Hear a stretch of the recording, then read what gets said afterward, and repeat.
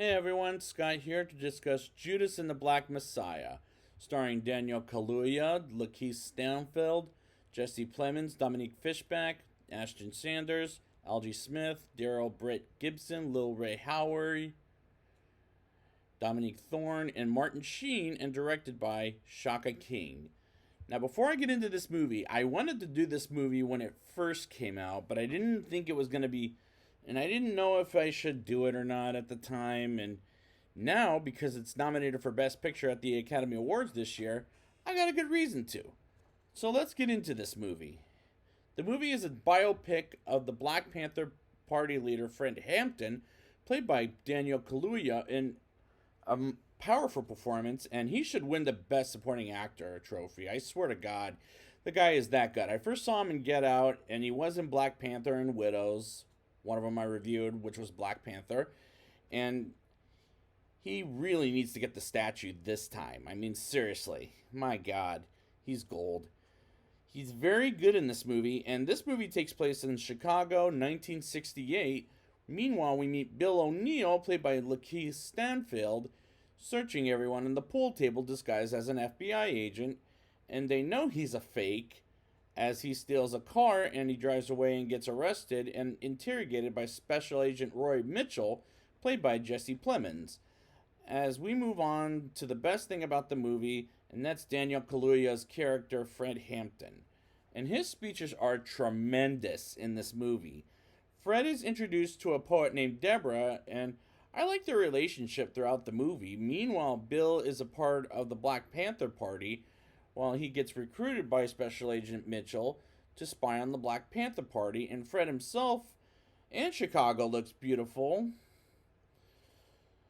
in this movie. When I first saw this movie, the dialogue was very hard to understand on G.B.M.H. Maybe I had to turn up the volume like I did with Justice League, the Snyder Cut, but let's move on. Then I had to turn on the subtitles, which is usually hard for me to focus on the screen, as I was distracted by the subtitles on the screen.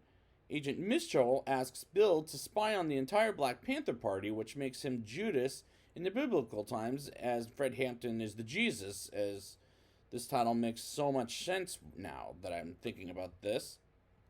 The Black Panther Party goes in a church as Bill is recognized as a pig, aka a police officer, as one of the gang members says he's the one who stole a car earlier in the film, and a couple of members of hold Bill gunpoint to test if he's a cop or not, as he's not a cop, and successfully turns on the car as it was an intense scene, just like 5 of the Black Panther Party confront the racist motherfuckers as they send a message about paying the pigs, aka cops, and they make speeches about how the cops are killing African Americans all over America, which is unfortunately the case today.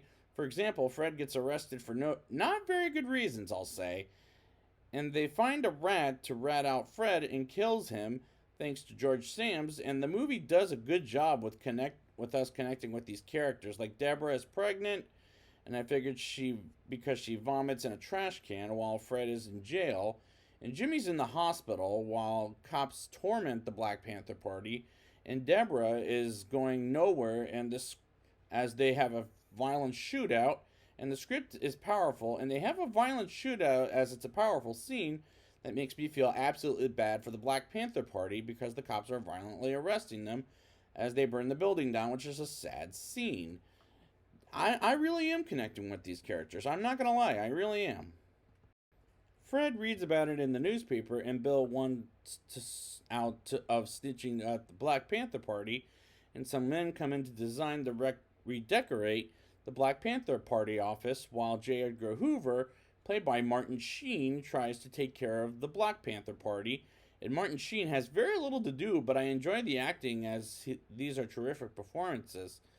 Fred gets out of prison and sees Deborah is pregnant, and he enjoys the fact he's going to be a father, and I admire that as he sees the new office design, and the party is happy that Fred is home, and we learn Jimmy is dead as the cops killed him, and one of his friends wants to go after the cops as Fred makes another speech, as we learn Agent Mitchell is there as Deborah is asking about if she's going to be a bad mother, as Fred sees that in her, as Fred sees that in her notebook, and he monologues about how she's going to be a great mother as Jimmy's friend is going to war with the cops and gets shot and killed, which was sad. And this movie is very well made, as this movie looks great and everything is good about it as an Oscar nominee.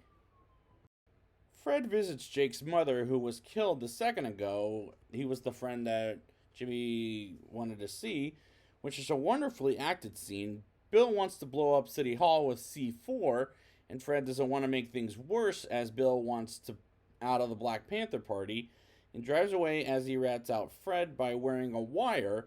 And Fred talks about with Deborah about Jake and him when they were kids and is worried about his son as the Black Panther Party will protect him. Next scene, Bill has dinner with Agent Mitchell about how Fred's apartment has weapons and makes Bill draw a blueprint of where the weapons are as they're going to kill Fred as he meets a contact at a bar, and he wants Bill to put some kind of poison in his drink as he gives him the poison and the fake badge and wallet and from the beginning of the movie. And Bill goes to by Fred's place to give him the poison, but he's very nervous and can't do it, and he goes to his car because he can't do it because he's too nervous. As later that night, Fred is asleep, and the cops show up and shoot Fred dead. That kind of rhymes. Well, not that funny. Which is very sad as the cops celebrate, and Bill comes to the celebration as he doesn't want anything to do with the cops, as he feels guilty for the death of Fred Hampton, which was a very sad but powerful climax, and I felt very bad for Fred Hampton as a revolutionary. I'll talk about him again when I get to another movie that I'll talk about maybe next week. Now it's time for the rating. I'll give this movie a 8.8 out of 10. This is a very powerful movie about revolution against the racist cops and any racist in general. Daniel Kaluuya deserves the Best Actor trophy for this movie as it's a magnificent performance. The dialogue is hard to understand at times, but the writing is good as I'm glad I got the opportunity to review this movie as I wanted to a while back. And now I have a reason why, as it's a terrific film. So I'd like to thank you guys for joining me, and next time I will be back with my Nary. And until next time, and the Oscar goes to...